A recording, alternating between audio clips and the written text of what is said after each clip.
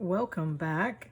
I hope you enjoyed the first video. I'm sorry that I wasn't able to talk. Somehow I had laryngitis for a couple days and just lost my voice and couldn't talk, but I wanted to get started on this pattern A12 that some of you wanted me to do. In the first one, I showed how I did some watercoloring and started my stitches, and that I was using basically at that time a split back stitch. Well, so far the split back stitch and a straight stitch are the only stitches that I have used so far.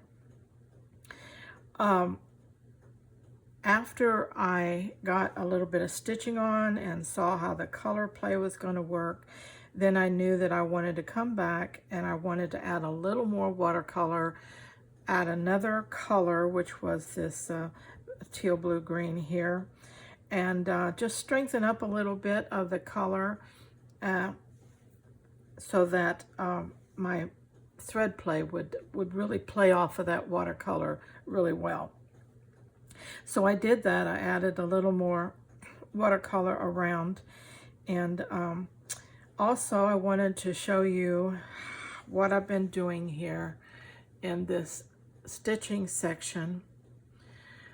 As I said, I've only been using a split back stitch and a straight stitch.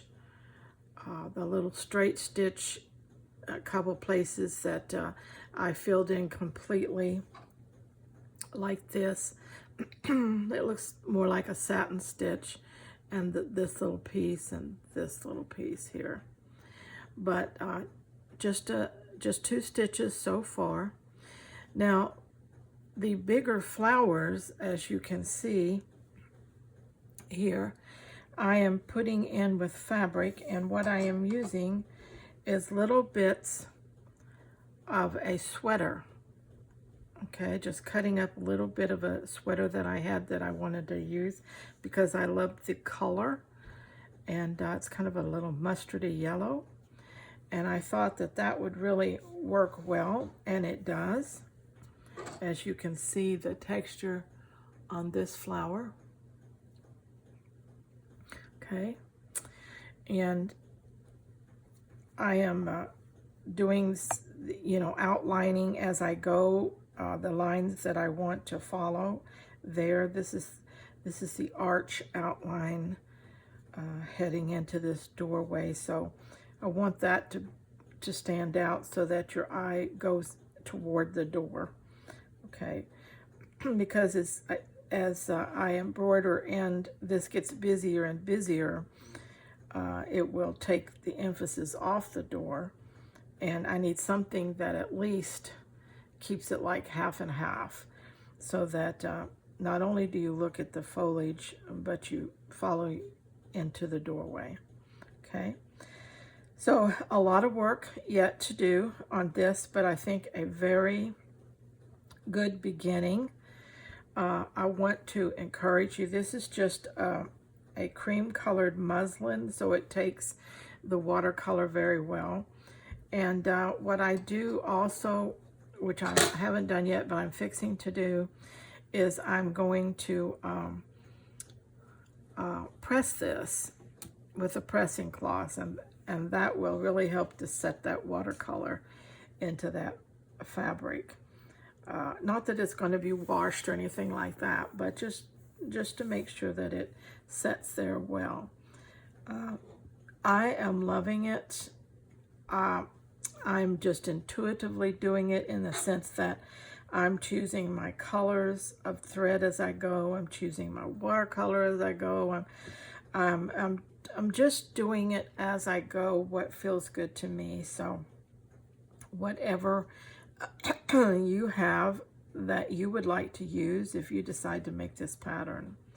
You don't have to do the flowers, of course, in fabric.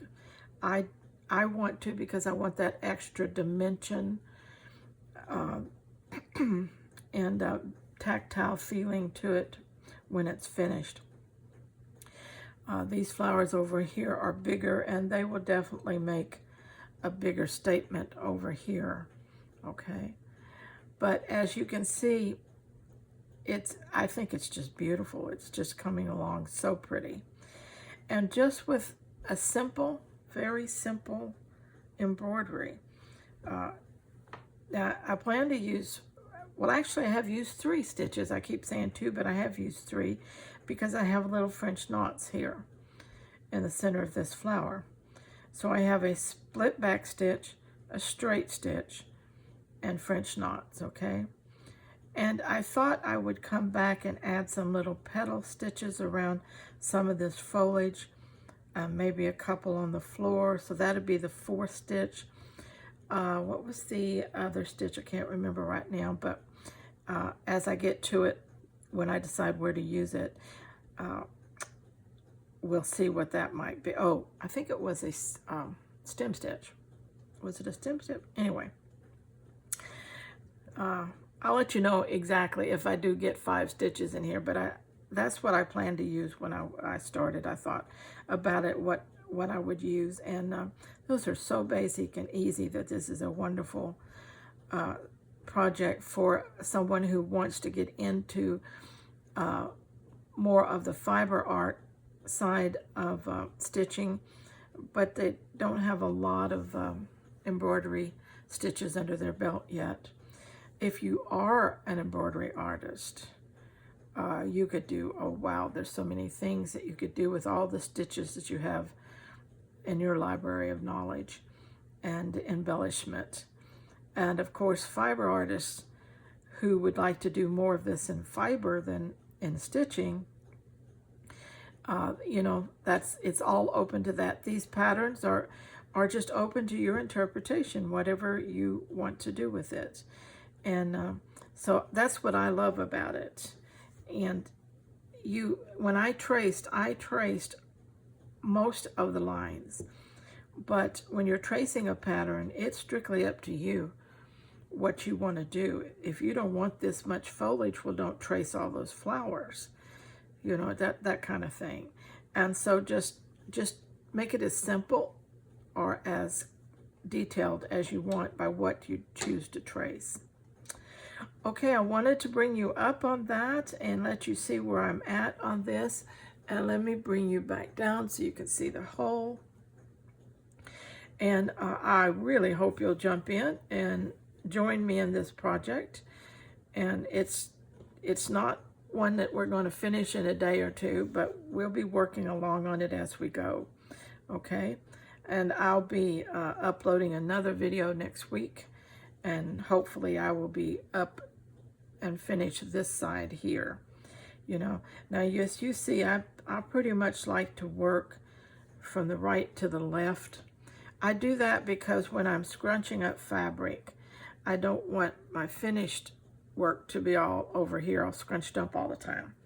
So through the years, I've learned that I will do better if I start on the right of my project and work to the left because I'm right-handed, and that's what worked for me. Now, it doesn't mean that there are times which you don't have to come in and scrunch something, but overall, the less you can handle your work, the better it will stay, okay? So you might kind of think about that when you decide where you're going to start, okay? All right, well then let's get on and let's do some more, and I'll see you next time.